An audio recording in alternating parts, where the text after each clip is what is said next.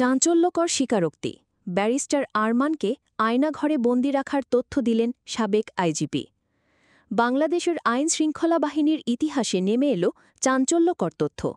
তৎকালীন পুলিশের সাবেক মহাপরিদর্শক আইজিপি চৌধুরী আবদুল্লাহ আল মামুন স্বীকার করেছেন ব্যারিস্টার আরমানকে দীর্ঘদিন ধরে গোপনে আয়নাঘরে বন্দি রাখা হয়েছিল টিএফআই সেলে।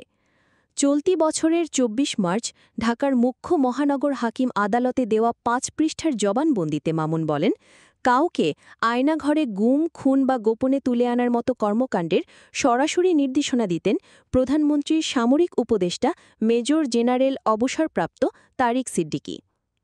তিনি স্বীকার করেন, পুলিশ প্রধান হয়েও তাকে এসব কর্মকাণ্ড সম্পর্কে অবহিত করা হতো না। এমনকি র্যাবের অনেক অভিযানে চেইন অফ কমান্ড মানা হতো না, নির্দেশনা আসত সরাসরি প্রধানমন্ত্রীর দফতর থেকে। ব্যারিস্টার আরমানকে টিএফআই সেলে আয়নাঘরে বন্দি রাখার বিষয়টি মামুন পরে জানতে পারেন।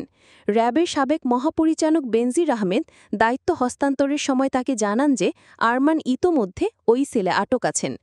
পরবর্তীতে র্যাবের শীর্ষ কর্মকর্তারা নিশ্চিত করেন, সরকারের সিদ্ধান্তেই আরমানকে গোপনে আয়নাঘরে আটক রাখা হয়েছে।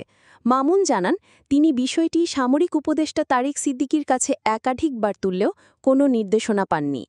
জবানবন্দিতে আরও উঠে এসেছে, র্যাবে দায়িত্ব পালনকালে মামুন দেখেছেন আয়নাঘরে বিনা বিচারে আটক, নির্যাতন এবং ক্রসফায়ারের ঘটনা ঘটে গেছে। তবে এইসবের বিরুদ্ধে তিনি কোনো ব্যবস্থা নেননি, কারণ নির্দেশনা আসত অন্য বাহিনী ও গোয়েন্দা সংস্থা থেকে। তিনি উল্লেখ করেন, র্যাবের আলেপ উদ্দিন সহ কিছু অফিসার গুম ও নির্যাতনের কাজে বিশেষভাবে কুখ্যাতি অর্জন করেছিলেন।